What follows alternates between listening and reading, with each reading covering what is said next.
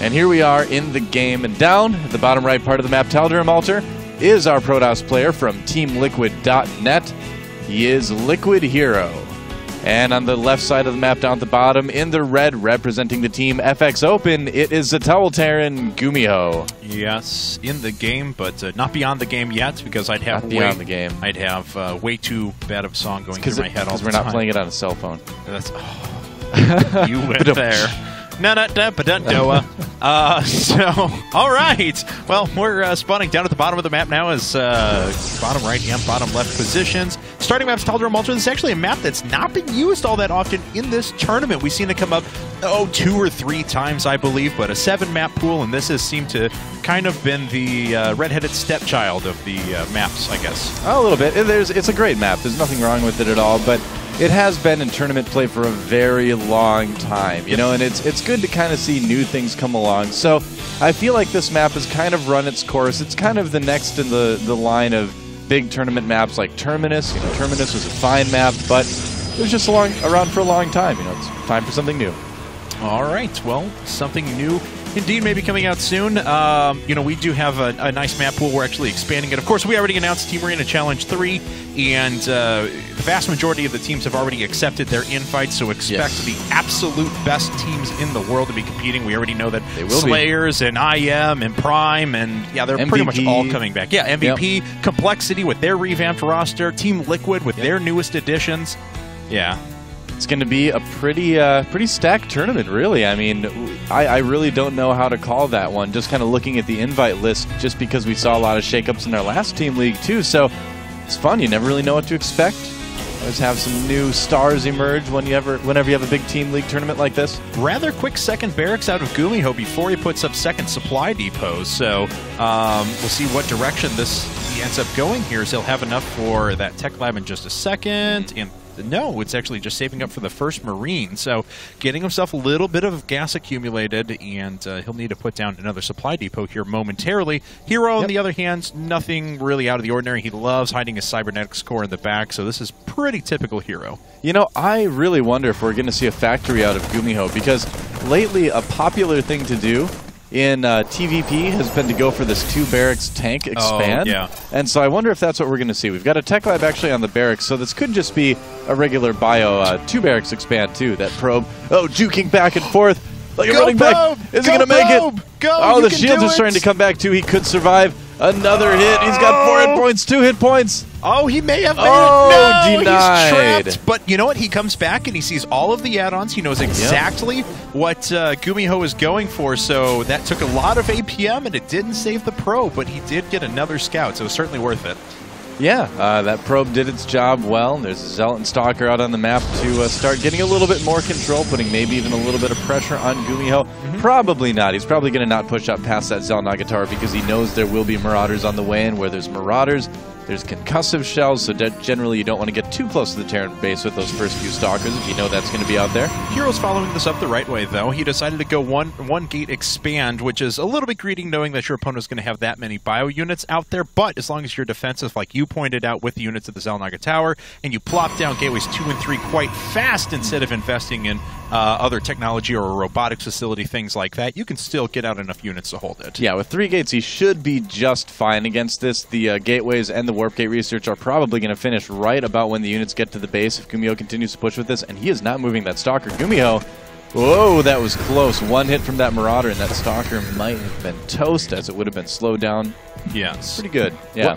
Well, he did send back the Zealot right away, so it was a conscious decision to keep the Stalker there, but a very risky one nonetheless. We actually have a Reaper coming up after this as well, so GuMiho going to reinforce with that. HerO's going to need some warp-ins, though, very quickly. 3 Stalkers are making their way in right now. His timing is a bit tight here.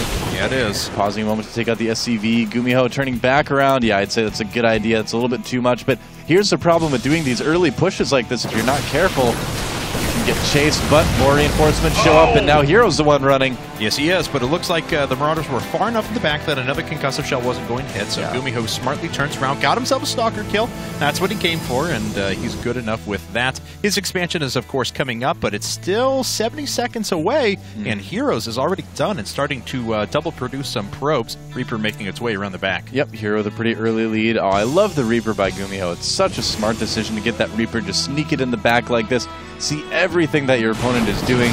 There are going to be no secrets at all. Oh, even distracting him from the front so he can get a couple probe kills. Really well played so far by GuMiho. You can really tell that his TVP is quite strong. And wow, picking up another probe, just knowing that he can more or less get away after he sees nearly everything. Doesn't get away, but he does see everything. Yes, he does. He sees everything, and he knocks off those 3 probes as well. So nice job out of him. HerO, we'll see if he wants to make a gigantic gateway push or if he is going to tech up to a robo or something similar here in just a bit. Certainly has the gas to start pulling that off, but hasn't invested in 2 more gas geysers, so he's just sitting back for now. His opponent GuMiho continuing to rally those forces across the map, just building up that bioforce ever larger in the middle. Now, you know, HerO is known for his warp prism usage in PvZ, but I gotta say, I haven't seen him do it quite as often in PvT, despite the fact that it had actually become popular towards the end of last year on the Korean servers. So we might see him go for something like that, but I have this feeling that HerO's actually going to play for a little bit more kind of safe standard game here. Well, we'll find out as GuMiho, he has Stimpak on the way, decided to invest in combat shields and all of that first. Oh, whoops. Yeah, Stalker getting caught there in the middle of the map, but I suppose that was valuable scouting information, but it came at quite a cost for HerO. Yeah. 150 minerals and 50 gas specifically, or is it more? It's 125. 125, 50. Okay. Yep. I don't play Protoss. I just like spam the button. I'm like, oh, I have enough for stalking. That's good. Right. That's the best way to do it, really. So, let's see here. I know how to 4-gate. I'm good. Hey, well then you're basically masters. So there you go. Let's see here. I'm getting close to the limit of where 4 gates can take you, as I'm in Diamond now, and I think I'm not going to get much farther off of 4 gates. So, well, that's too bad. Let's see, though, as HerO's got a pretty good amount of units. This is really good presence and thought from HerO, though, as you know, it's been a long time since he's put up a good number of gateway units. He's taken the time to be a little bit greedier. He hasn't taken any pressure from his opponent. Now he has a little bit of map control because he does have the Observer out there as well, so he knows that he can sit back, invest in the Robotics Bay, invest in an Immortal as well, and cut back on those gateway units for a little while. Oh, run, Stalker! Oh, no! Nope. You're going to die. Bye-bye. You died. That's true. Wow, we were like giving play-by-play of like what it was going to do. Pretty much. You're going to die. You have died. You have died. Yes. What game was that says you have died? Oh, nice scan to pick up that Observer there by GuMiho. Nope, there was it goes. The original Resident Evil, I think it was? Oh my god. Way back is in the that day what it on said PlayStation. When you died? I think it says you have died with like the big bloody letters and everything. Yeah. You have died. I'm sure someone will be able to tweet us that correct thing. You can tweet at us on MattCatSC2. He is at GoSudoa. Here's a big attack, though. GuMiho dropping in a lot of units. There's Guardian Shield to help buffer some of the range damage there. Zealots making their way up to the top. There's really not that many units on the high ground anymore, so the Zealots were just tanking in a little bit of dead weight there. So HerO backing up, collecting himself. GuMiho thinking about moving through the front, but he's only got 1 medvac with this. He might. Oh, he's got to be careful here. All right, a lot of DPS in there. He actually does scare Liquid HerO away. And just focus down a unit or 2 here. This is that really nice timing right after the medevacs come out when you have stim and everything. This could be dangerous for HerO. Yes, it can. We have Thermal Lance coming up, but I don't know if there's a Colossus out or not. There is one. There is one. Yeah. But this push can sometimes be strong enough to handle the Protoss army, even with a Colossus out. He's made GuMiho, or he's made HerO. Oh, whoops. He's made HerO use a lot of force field energy on this push, and as you can see, there's not a lot defending that. GuMiho may want to turn around here. It's a little bit too close, I think, possibly to make a good push out of this. But with the reinforcements coming in, he could decide to make a go of it. No, it looks like HerO's still continuing to go through those destructible rocks, even with his attack up in the front. He wants to be able to take his third very quickly. Probably going to have to cancel the assimilator as well, and he does. Yep. Taking a look around, second Colossus just about to pop up. That makes this army quite a bit more powerful with that second Colossus and the continuing building energy on the Sentry. Plenty of energy on the Sentries, actually, to split up that army, so GuMiho probably is not going to want to get too aggressive here with this. He's kind of sitting out. Oh, and HerO decides to push out. He thinks he can take it. Yeah, throws down the Guardian Shield. He is going to initiate the combat here. GuMiho getting a lot of his units trapped behind the force fields that allows the Zealots to make their way in and kill the vast majority of forces. Those are actually really good force fields because the Zealots didn't overextend themselves, but yet they killed quite a bit up at the front. So well done by HerO there. Yeah, it worked splendidly. I'm a little bit surprised GuMiho didn't try to ferry some units out with the medevac there. He probably could have saved some. Dropped him back behind the force field, but it didn't work. Looks like a little bit of pressure coming in at his third base, but it's not going to be much of a problem. He's going to lose this pylon and then have to get out of there. Yep. And GuMiho trying to go back through the front, though, and he is up by 30 supply overall. Also has +1 attacks done, I believe. Yes, he does. So he continues to pull HerO apart a little bit. HerO's going to need something, you know, in his favor, win a big engagement. Looks like he was more powerful in the straight-up fights, but still has a little bit of an uphill battle here. The macro of GuMiho has just been so superb this game. I mean, he's producing about as much as you can at once right now. You can see he's keeping his money very, very low going into this mid-game part. And HerO, you know, he's basically just sitting on the defensive now. But if he can get 3 bases up and sustained like he's trying here, he'll be in great shape. In fact, his third base taking some pressure here. Is he going to have to cancel? Yes, he is. Oh, definitely. There it is. There's the cancel. Yeah. And the assimilator goes down again. Oh, I feel like this probe is something out of a sitcom as this drop's still going on here off to the right. Looks like the medevac going to get shot down, though. Not much you can do about that. That probe's just like, you keep killing my assimilator. I keep having to put it up. Killing that assimilator, too, is actually a big deal. Liquid HerO really is hurting on gas right now. Look at that. He only has like 25 gas at the moment. He's got all his upgrades going, but he has no money for more Colossi or Immortals or even Stalkers right now. Having to make a lot more Zealots than I think he wants to here. And Stalkers is going to be the big thing he'll need in a bit. Is that assimilator is going to die again if he lets it. Yeah, thankfully he runs up with 3 more, but he does lose 3 Marines in the process. It's okay. Keeping HerO so limited on gas is a really nice thing to do right now. For GuMiho, not for HerO. Right. Not nice for him, yeah. Well, HerO, he's going to need some Stalkers in a bit, though, because the Viking count is starting to increase up to 7 and continuing to go up. Wow, GuMiho. When are the drops going to start? That's the thing. I mean, he's getting into that phase of the game where he can start kind of dropping in a bunch of places. There he is, popping up onto the high ground, but pulls out right away. There's a lot of Zealots out there for HerO. He's kind of been pigeonholed into making those. And if he had something like Zealot Charge or something like that, that might not be too bad. But as it is, it's betally easily kitable by GuMiho at this point in the game. And GuMiho's thinking about making a break, or he's going to come right up the front. And is he going to split this and try and go for the third? It looks like he is going to spread his units in a great concave and start to try and go after this Nexus. It looks like HerO feels confident enough to be able to hold this, though he's not going to cancel it at the last second. He's got more units on the low ground outside behind the base as well. Yeah. Reinforcements looking pretty good, stimming in some units, trying to get HerO to engage. He's like, all right, come on. Come on, attack me, man. It's okay.